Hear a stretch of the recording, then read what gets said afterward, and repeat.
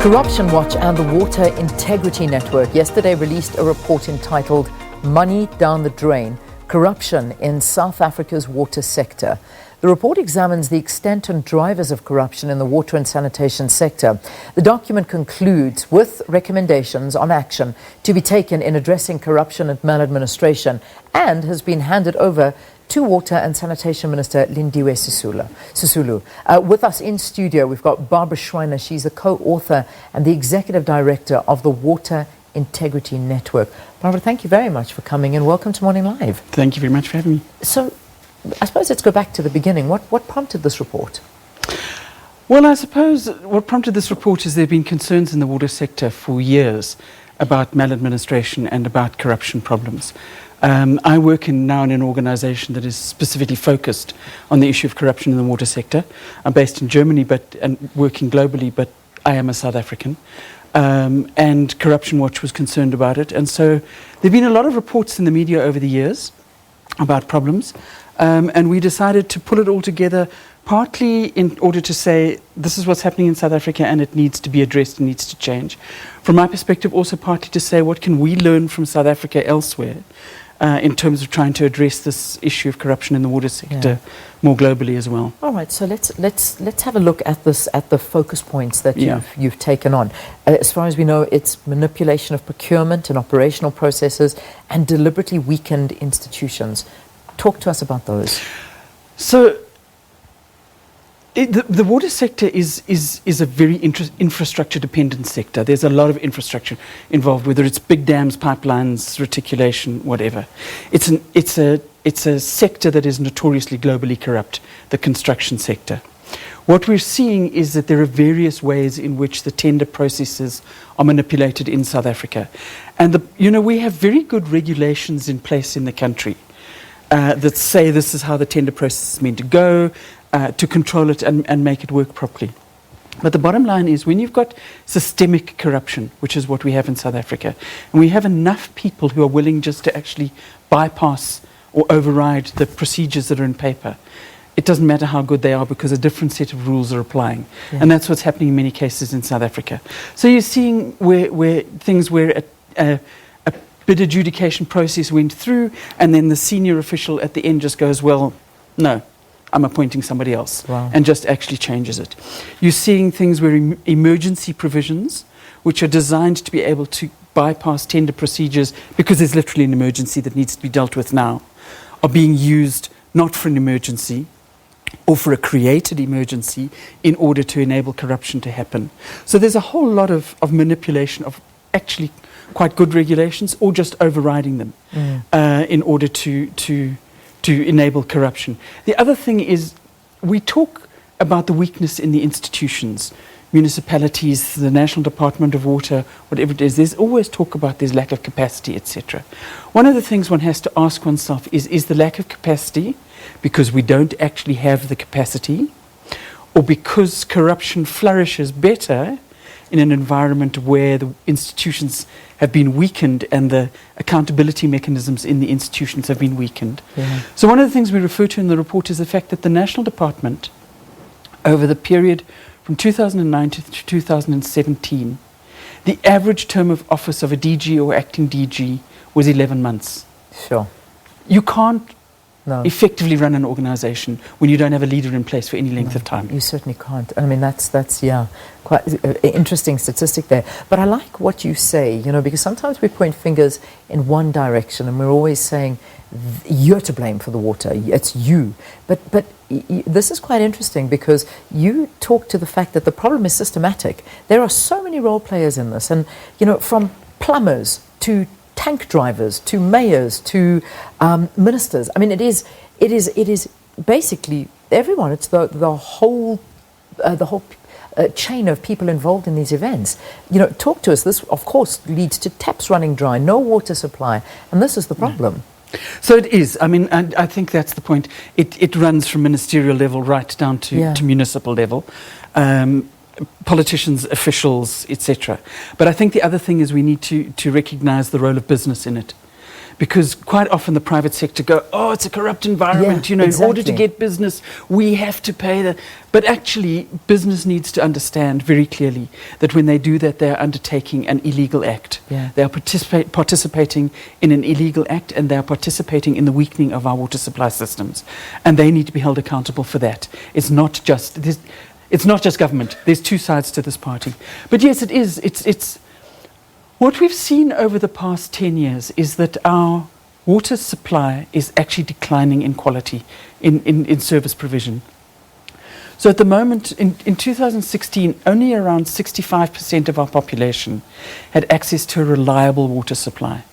And that's a decreasing figure. And that's reliable in terms of the amount of water that's provided, the regularity of how it's provided, and the quality of the water that is provided. In poor areas, it's 37% of households have a reliable supply. Now, we're not saying that all of that is due to corruption, but certainly corruption is playing a very big part in terms of the decline of water services in this country. A lot of people were looking to this report and hoping that there'd be more specific names, particularly when it comes to government-funded water projects and pipelines, because, we would like to see action taken on this. But this doesn't seem to be the case in this report. Why?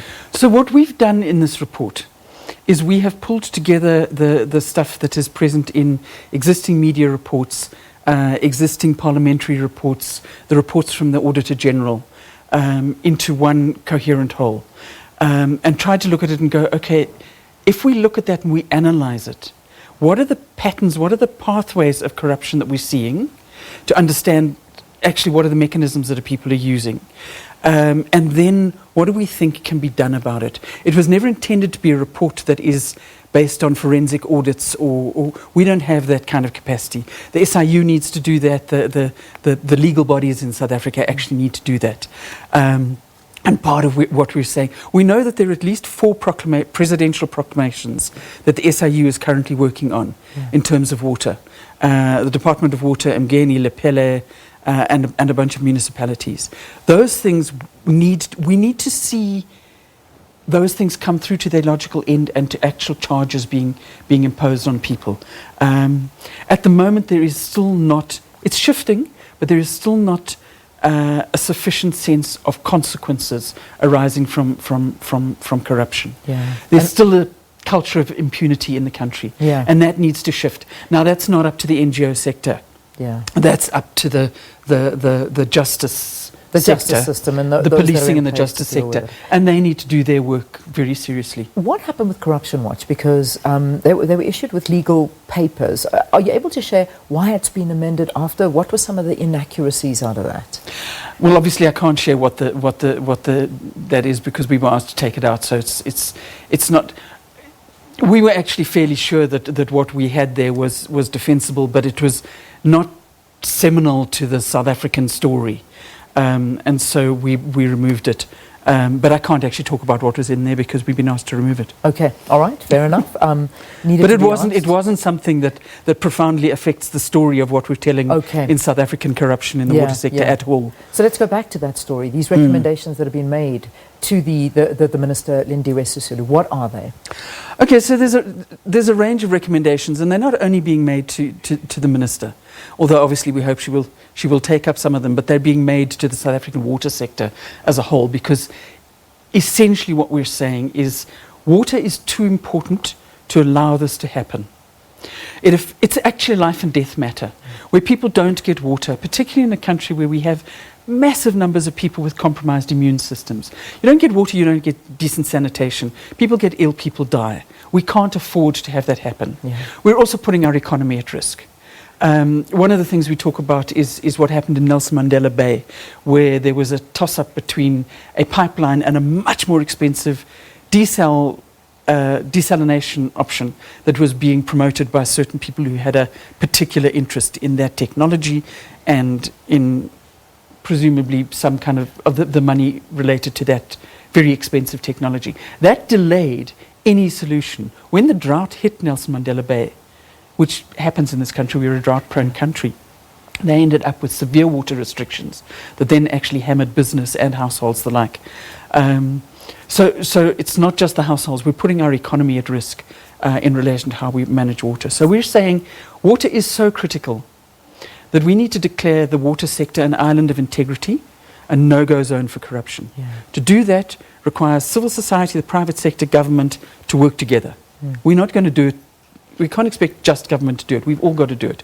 And there are different tasks that people need to do. So there's a model in the health sector where there is a anti-corruption forum, which is actually led by the SIU, and where different stakeholders, government, regulators, private sector, anti-corruption bodies sit around the table. They take issues that have come up and they decide who is going to run with them and how. We're saying something like that might be able to work really well in the water sector. Yeah. That's one of the recommendations that we're putting on the table. Yeah. And I know there are a whole host of them, but the thing that I'm getting out of this interview, and also just in general from the report, is that the behavior of the public sector and politicians comes under the spotlight here and under scrutiny. Yeah. In the report, there's also highlights of the actions of private individuals and businesses. One has to ask the question, should this whole tender system be re-looked at, and how these contracts are awarded? Because this, at the end of the day, seems to be where it is. It's that flow of money and the corruption trail. It is. The thing that's difficult is you can't revise the tender system and expect it to have any impact if actually the tender system's being bypassed, that people just don't actually care about the rules. You can change it on paper and they will continue to do what they're doing. So what we need to do first is we need to remove this culture of impunity and compel a thing that actually, if you deviate from the tender procedures, you will be held accountable.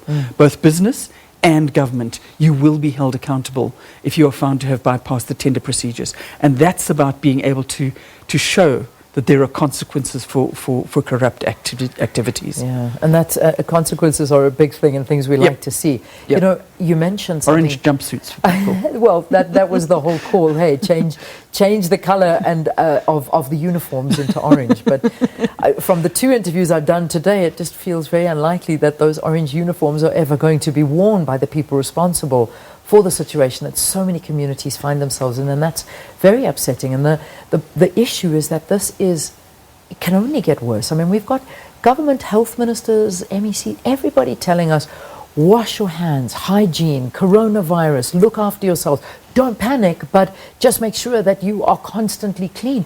How do you do that when you don't have water? So, I mean, we have to, in the back of our minds, keep the reality that we could be at even more risk than many other countries due to our failing infrastructure.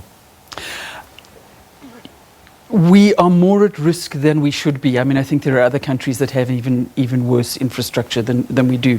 Let me just say in relation to the hand washing, because there's such panic around COVID. The hand washing, you don't actually need much water. You don't need to wash your hands under running water for 20 seconds. You need to wet your hands, and then it's actually soaping your hands, and it's the lather, the soap, for the 20 seconds that matters, and then you rinse it off. So it's actually relatively small amounts of water. Just before we create a sort of panic, more of a panic. I know, we keep trying to do that, But yes, we are putting people at risk by declining water and sanitation provision. I think the thing for me is that we all need to say, we can't throw our hands up in despair and go, oh, it's terrible, it's never going to happen. It's up to all of us to actually stand up and say, no, not in my name. It stops now. We have power as civil society. We have power as individuals. We have power as the private sector. We can actually turn things around. And my sense is that there is more of an opportunity at the moment. Things are opening up. There are moves towards accountability. We need to build on that, and we need to say no. Actually, so citizens and residents can take action. People can hold government accountable. All right, we'll leave it there for this morning. Thank you for coming in. Thanks so much for talking to us here on the program. We, of course, were addressing this report entitled Money Down the Drain, Corruption in South Africa's Water Sector. The report handed over to the Water and Sanitation Minister, Lindiwe Sisulu, and we'll keep an eye on the issue, especially given that water is a basic human right. Barbara Schreiner talking to us about this report. Thank you very, very much. Thanks very much.